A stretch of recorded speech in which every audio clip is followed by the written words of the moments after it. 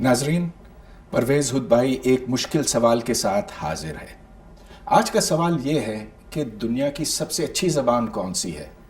अब हर ज़बान के बोलने वाले ये समझते हैं कि उन्हीं की ज़बान सबसे अच्छी है, लेकिन ज़ाहिर कि ये बात दुरुस्त नहीं हो सकती, क्योंकि दुनिया में कोई 3000 से लेकर 6000 मुख्तलिफ़ ज़बानें हैं। इन सब ज़बानों से हम ख़यालात का इजहार कर सकते हैं, ख़यालात का तबादला होता है। और अब जदीद तहक़ीक़ ये बताती है कि ज़बान दरअसल दिमाग की साख्त की अलामत है, उसकी अक्कासी करती है। इस मसले पर बात करने के लिए मैं आपको अमेरिका के सबसे मशहूर दानिश्वर और माहिर लसानियात से मिलाऊंगा। इनका नाम है professor Noam Chomsky. Professor Chomsky MIT यानी कि अमेरिका की बेहतरीन यूनिवर्सिटी और दरसगाह में पिछले 55 साल से पढ़ा रहे हैं। इनका काम इस शोबे में इतना कलीदी है कि इनको इस पूरे शोबे का बानी समझा जाता है, यानी कि mathematical linguistics. Professor Chomsky, thank you for giving us time. I want to begin by asking you to explain something that was really the beginning of your career and which established you as being the founder of mathematical linguistics, that is universal human grammar. What does it mean and what are its implications for people, for societies?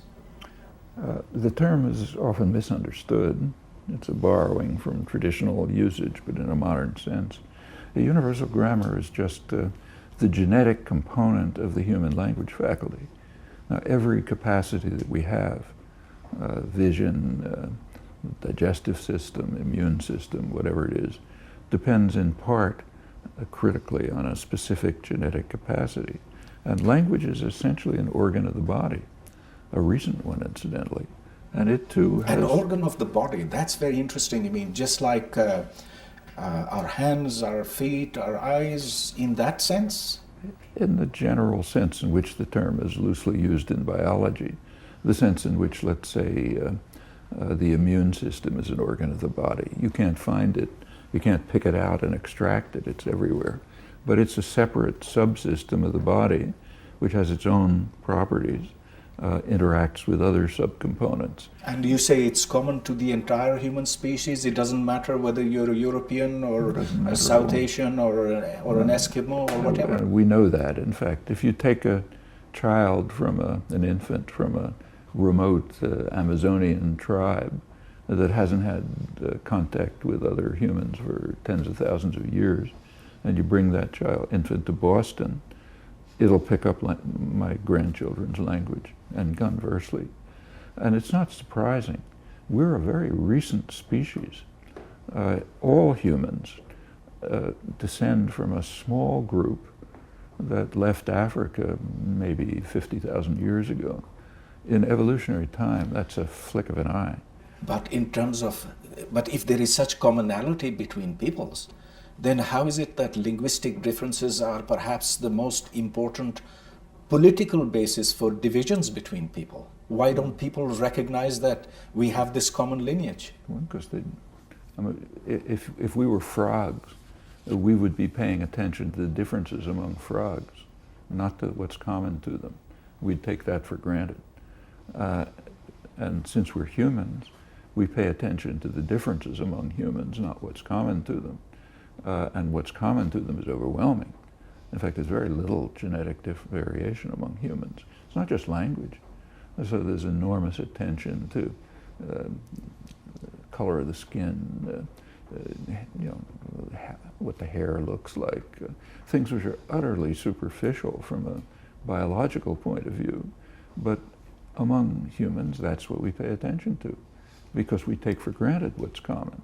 Now, it happens that what's common in the case of language is just overwhelming, as it would have to be just on simple evolutionary grounds. So these divisions are, in a sense, artificial. They're social creations. The division, I mean, they're there, like the color of your skin is a little bit different than the color of my skin. Sure, it's there.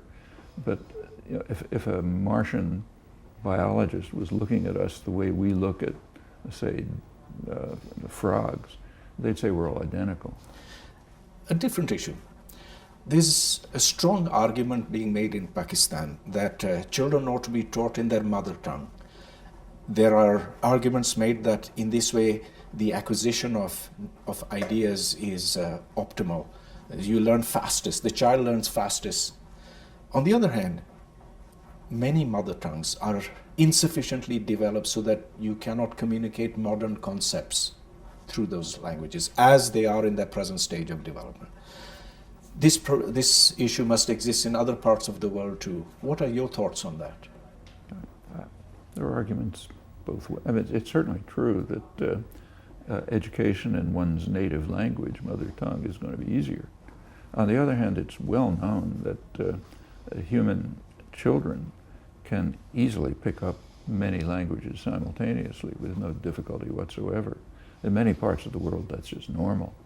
Like there are places in West Africa, say, where a child's father speaks one language, mother speaks a different language, aunt speaks a third language, and the child just speaks them all. So, on the other hand, the education of the mother tongue makes sense. The alleged impoverishment of languages is a very superficial affair. I mean, a language can quickly pick up, can accommodate the a vocabulary, conceptual apparatus of a more advanced civilization. In fact, that happens all the time. When you say quickly, that means on what time scale? Because after all, we live for 60 years or so. For a language to evolve needs a very long time. Do we have that amount of time in order to... Take the languages that have been revived. Take, say, Hebrew. Hebrew hadn't been spoken for thousands of years. Literally. It began to be revived as a spoken language in the late 19th century. I happened to learn it as a child, but the language that's now spoken in Israel is quite different from what I learned as a child, and it's an international language. Physics, mathematics, everything. It can happen quickly. It's happening right now in the Basque Country, as the language is being revived. I don't know if you've had the opportunity of listening on to Urdu and Hindi as they are currently spoken, but if you have, then you'll notice there's a lot of English that's coming in, English words that are being introduced into the language, and sometimes it's a little painful to the ear. Some people would want to call it linguistic pollution. Now, do you think that a language ought to incorporate words of another language? I mean, what should be the rules for that? Should it be just blanket? There aren't any. I mean, take, say, English. After the Norman conquest, English changed radically. About a large part of the vocabulary, majority of it, is Romance in origin. Okay, the language survived. Shakespeare came along, great writers and so on. Nothing wrong with the language. And the same is true of other languages. They interact in all kinds of but ways. Shakespeare took words from Greek, from Latin. He didn't take them from Sanskrit. He took them from French, though he didn't know it. Because after the Norman conquest, which was much earlier, a lot of the vocabulary and the structure became largely Romance. French itself is different from the other Romance languages for all kinds of reasons, in that it has a heavy Germanic element, just because of where it was and so on. And so you wouldn't be sympathetic to the French, for example, who are very particular about keeping their language pure? Well, I think it's a joke, frankly. But if they want to do it, okay. First, they're not keeping their language pure. They're establishing a literary standard which is artificially purified by the French Academy. It may not be the way people speak. And that's happened elsewhere. Other countries, say Germany, tried to throw out international language, replace them by German words. Countries can do this, nations can do this if they want. It's up to them, but it's pretty superficial. The languages, there's a lot of language loss, we should remember. Not just in indigenous languages, but say in Europe. There are plenty of people in, say, Italy who can't talk to their grandmother because grandmother spoke a different language. Do you feel sad about that, that there may be something like 6,000 languages today, but there were 12,000 maybe 100 years ago. I think a lot. What's the loss? A lot is lost when a language is lost. A language, I mean, as a linguist, I'm sorry to lose the evidence, but it's way beyond that. I mean, a language is part of a rich cultural system, an oral tradition, literature, a history, shared memories, shared inventions. It's a culture that's lost, and that's yet part of him. Yet it is also the occasion or the basis for divisions and distinctions between people. Doesn't have to be. So, for example, my native language and yours are different, but we get along fine.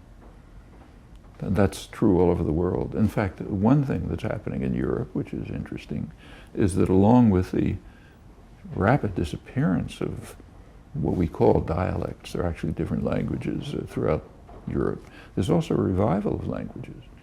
So, for example, Welsh has always been spoken, but it's now the national language of Wales. Catalan is the language of Catalonia. Basque is being revived and is becoming the language of the Basque country. There are also cultural revivals, traditional folklore, dance, music, cultural patterns. They're also reviving. But do you see English as becoming the dominant language of the globe? Is this inevitable, or would you say that different countries will evolve their own specific linguistic systems and work within them? Yeah, it depends on, these are questions of global power. I mean, it could be that Chinese will become a major language of international communication, for example. Thank you very much, Professor Chomsky. नाजरीन, आपने professor Chomsky की बातें सुनी. अब चलिए हम पाकिस्तानी माहिरीन की बात सुनते हैं.